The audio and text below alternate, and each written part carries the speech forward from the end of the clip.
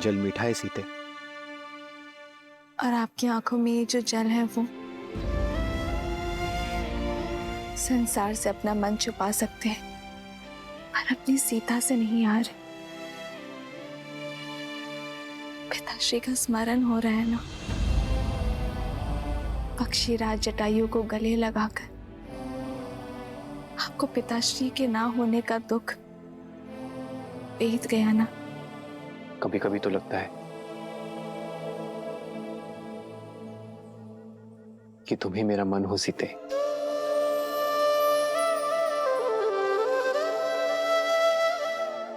मेरे भीतर के सोच भाव, पीड़ा, आनंद, हर आभास तुम हर बार कैसे पढ़ लेती हो सीते। आप ही ने तो कहा कि आपका मन हूं मैं। सीता श्वास भले ही इस शरीर से लेती हो, पर उसके हृदय में केवल राम बसे हैं यार।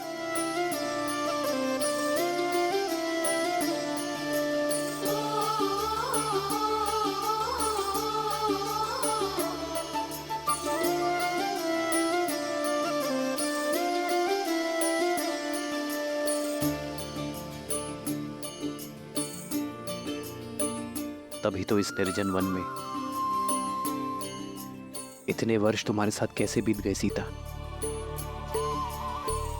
मुझे ज्ञात ही नहीं चला।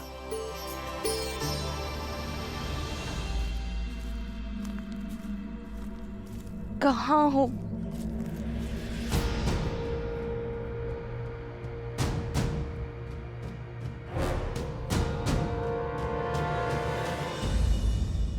कभी कभी तो ये वनवास वरदान लगता है आर्य। अयोध्या में होते तो राजकाज में आपको कहाँ समय मिलता कि आप अपनी सीता के बिखरे केश संभाल सकें।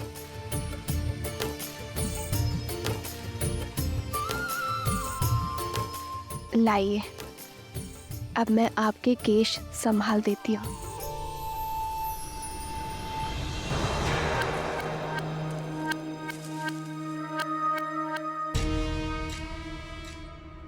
संभाला तो है तुमने मुझे सीते, मेरे संकल्प को संभाला है। इस धर्म यात्रा की रथ हो तुम।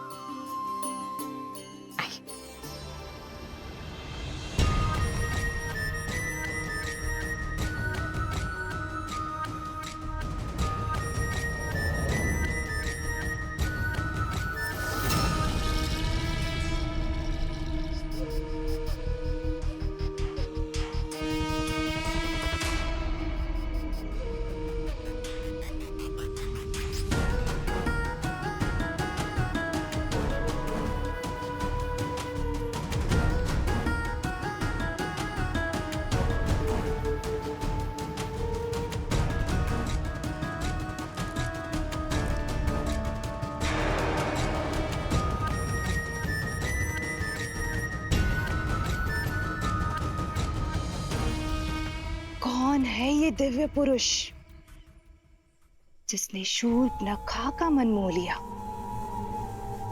इतना सुंदर मन भावन पुरुष अवश्य यही राम है, और ये सीता। जिस आशा से भैया ने मुझे दंडक में भेजा था, आज वो पूरी होती दिखाई दे रही है। मैं खोजूंगी सीता को। सीता पर केवल मेरे भाई लंकेश का अधिकार होगा। भैया को दिया वचन निभाने की घड़ी आ गई है। राम से सीता को सदा सर्वदा के लिए दूर कर दूंगी मैं। संध्या का समय है, मैं भोजन बना लेती हूँ।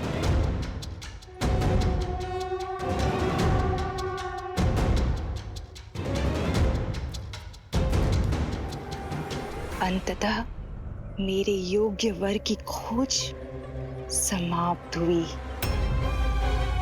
एक ही तीर से 2 लक्ष्य साधूंगी मैं। भैया रावण को सीता मिलेगी और मुझे मुझे ये मन भावन राम।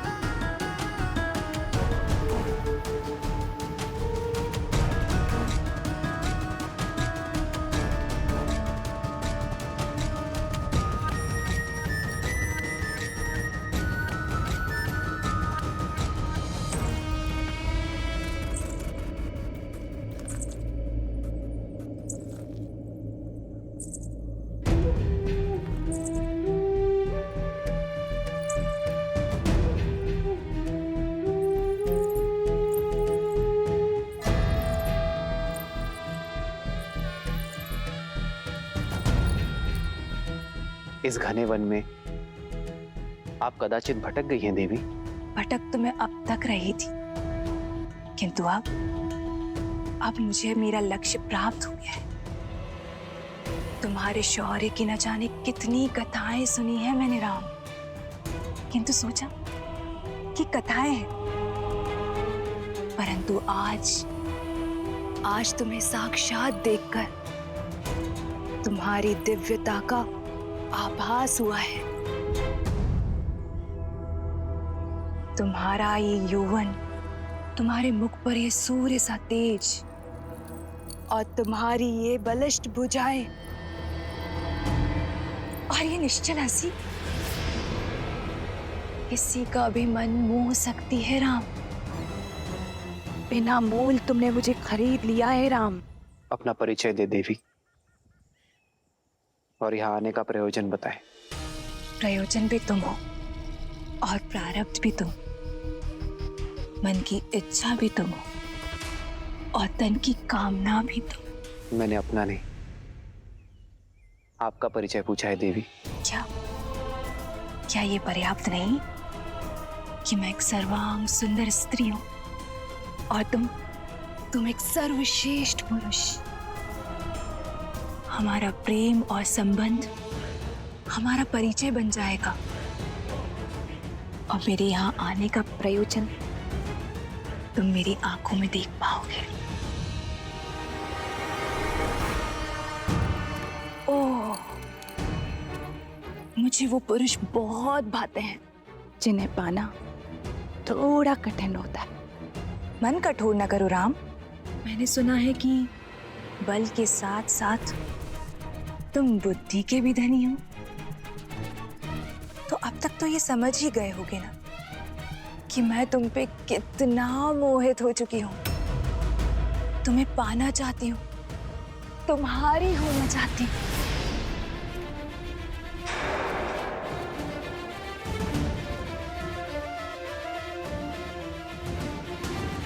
मैं आपके प्रेम का अनादर नहीं करना चाहता, किंतु क्षमा करना, मैं आपके प्रेम का पात्र नहीं बन सकता। ऐसा न कहो राम। वर्षों की प्रतीक्षा के बाद मैंने किसी को स्वयं के योग्य पाया है। क्या कमी है मुझ में? क्यों तुम मुझे अपने योग्य नहीं समझते हो? आप में कोई कमी नहीं है देवी, किंतु मैं विवाहित हूं। अरे आप किससे बात?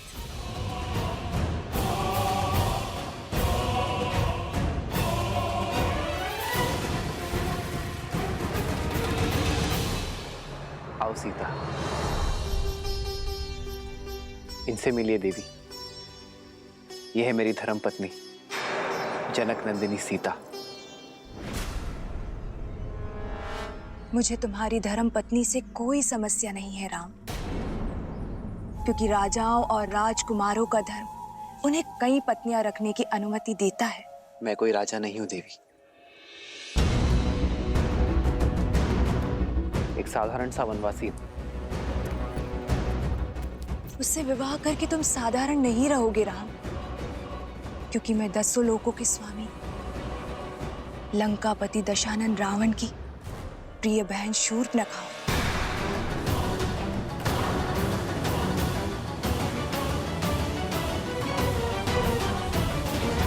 दंडकारण्य के राजा खर और दूषण भी मेरे भाई हैं। मुझसे विवाह करके तुम दंडक के राजा बन जाओगे और मैं बनूंगी तुम्हारी महारानी। और यदि तुम चाहो तो तुम्हारी इस सीता को मैं अपनी दासी का पद सौंप दूंगी। क्षमा करें देवी, मुझे राजपाट पद प्रतिष्ठा से कोई मोह नहीं है, अन्यथा मैं वनवास में नहीं होता। मेरी दशा समझे देवी।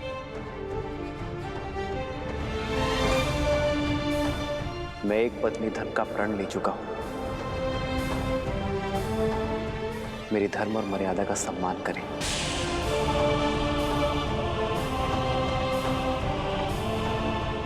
ऋतु स्नान से पवित्र एक स्त्री का प्रेम प्रस्ताव ठुकराना भी तो अधर्म है ना राम? क्या तुम ये पाप करोगे? अंतर है देवी। जीवन के 4 पुरुषार्थ में से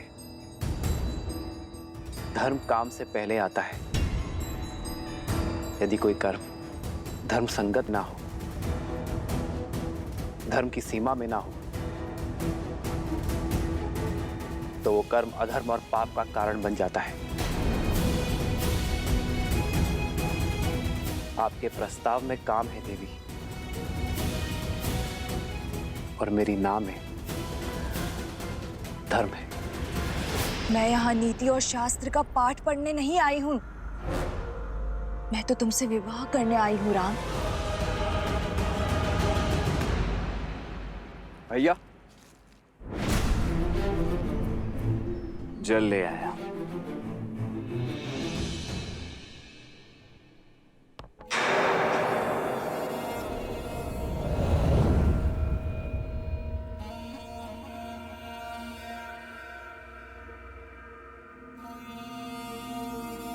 ये युवक कौन है? ये मेरा अनुज लक्ष्मण है। देखने में तो ये भी मनमोहक, और साथ में कोई भी स्त्री नहीं। इसे विवाह प्रस्ताव दे सकती हो ना? आप एक स्वतंत्र नारी हैं देवी, और लक्ष्मण एक स्वतंत्र पुरुष।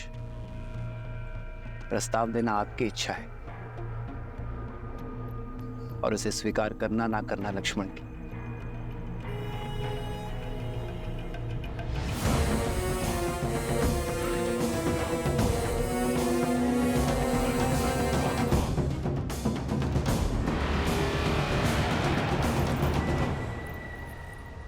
वीर पुरुष, संयोग देखो, एक सुंदर स्त्री की भेंट एक रूपवान पुरुष से हो रही है, और दोनों ही इस वन में अकेले हैं। मेरे पति अब इस दुनिया में नहीं रहे। मेरी पीड़ा का अंत करो, मुझे अपनी संगिनी के रूप में स्वीकार कर लो। मैं तुम्हें असीम प्रेम दूंगी। विचित्र प्रेम है आपका देवी। अभी कुछ ही क्षणों पूर्व आप मेरे बड़े भैया पर मोहित हो रही थी, और अब मेरे पास चली आई। तुम्हारा भाई मूर्ख है, किंतु तुम्हारे मुख पर ही दिखाई देता है कि तुम वास्तविकता को समझते हो। वास्तविकता से तो कदाचित आप अनभिज्ञ हैं देवी। आप महाबली लंकेश की बहन हैं, राजकुमारी हैं, और मैं तो अपने भैया का एक तुच्छ सा दास मात्र हूं। अब मेरी संगिनी बनने का अर्थ होगा कि मेरे भैया और भाभी की दिन रात सेवा करना। अब आप जैसी सुंदर राजकुमारी ऐसा करेंगी, ये तो होगा नहीं, और आपको ऐसा करते देख मैं पाऊंगा नहीं। इसीलिए यदि आज्ञा लेनी है तो स्वामी से लीजिए, दास से नहीं।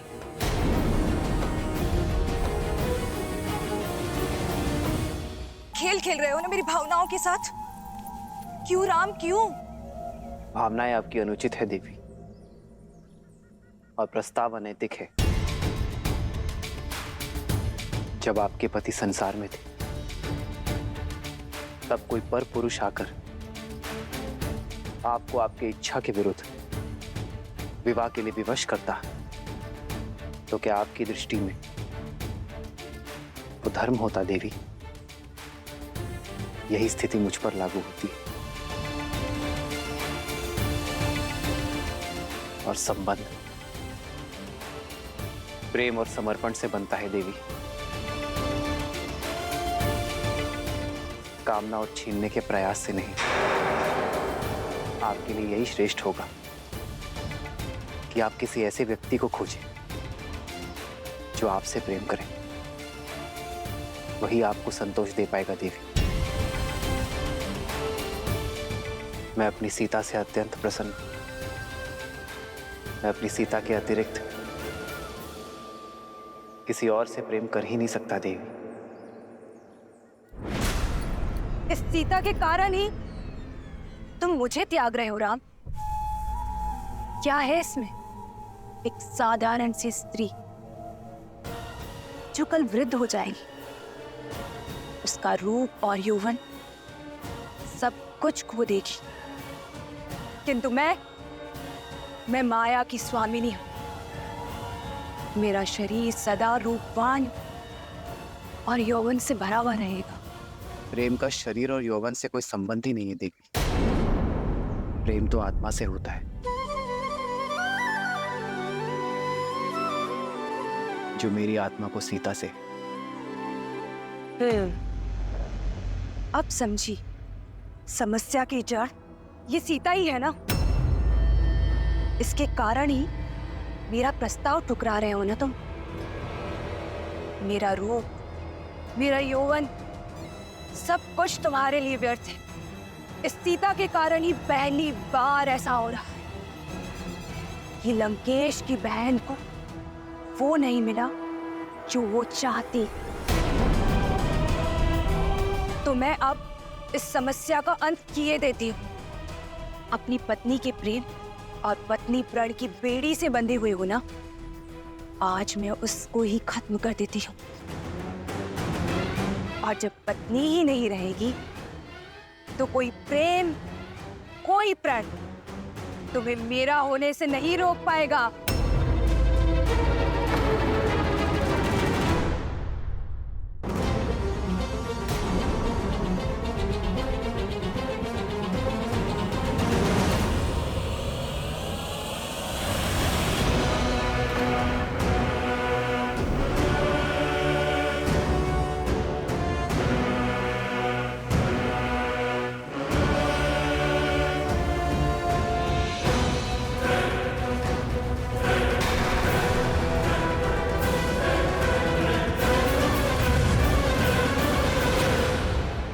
दुष्ट राक्षस है सीते। नहीं भैया लक्ष्मण, स्त्रीवध का महापाप मत लीजिए।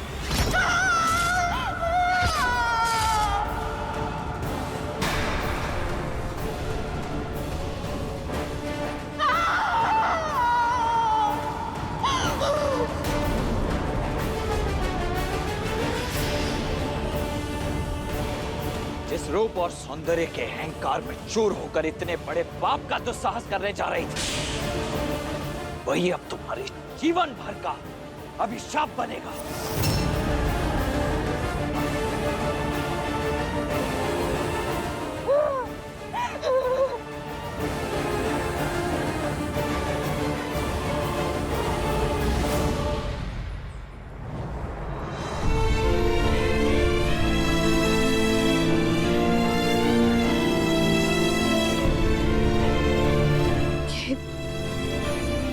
ये उचित नहीं हुआ है। एक स्त्री के सम्मान पर प्रहार हुआ है। इसका मूल्य हमें चुकाना ही होगा। अर्कवध से पूर्व गुरु विश्वामित्र ने भी कहा था, स्त्री हो या पुरुष, जो कोई भी धर्म की सीमा लांघ दूसरे के कष्ट का कारण बने, उसे दंड तो अवश्य मिलना ही चाहिए। सीता, लक्ष्मण ने जो कुछ भी किया तुम्हारे प्राण बचाने के लिए किया। शूर्पणखा को उसके कर्मों का फल मिला। जब मनुष्य अपने रूप और शक्ति के कारण अनुचित कार्य करता है, अधर्म करता है या औरों को अधर्म करने को प्रेरित करता है, तो उसे उसका दंड अवश्य मिलता है सीता। जिस रूप और पद के गर्व के कारण शूर्पणखा ने यह पाप किया, उसका छिन जाना ही उसका फल है सीता। परंतु उस पर जब प्रहार हुआ, हमारा कर्म था आर्य। अपने कर्मों से तो हम विमुख हो ही नहीं सकते सीते, उसका फल तो अवश्य मिलेगा, किंतु उसका सामना हम एक साथ करेंगे।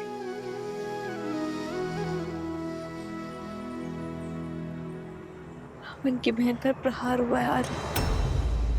अब तो संपूर्ण राक्षस कुल हमसे प्रतिशोध लेने निकलेगा। जिस प्रकार जीवन की हर परिस्थिति का हमने साथ मिलकर सामना किया है, इसका भी करेंगे सीता, क्योंकि संकट से भयभीत होकर धर्म के पथ को छोड़ देना रघुकुल की रीति नहीं है सीता।